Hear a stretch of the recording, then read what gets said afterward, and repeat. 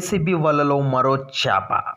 Deputy forest range అధికారి 4,500 రూపాయలు demand చేస్తూ ఏసీబీకి చిక్కిన ఎండీ ఫసియుద్దీన్.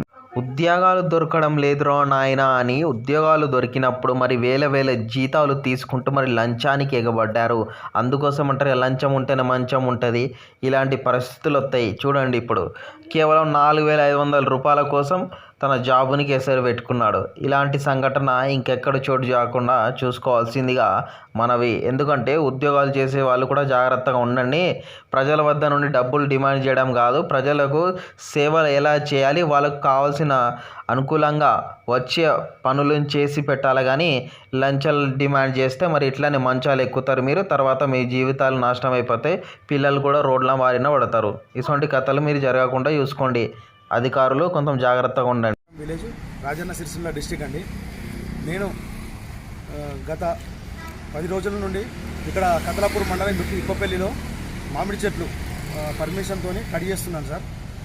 గత వారం రోజుల క్రితం ఒక 4 చెట్లు కట్ చేసి అది ఆన్లైన్ పర్మిషన్ తీసుకొని రోడ్ పర్మిషన్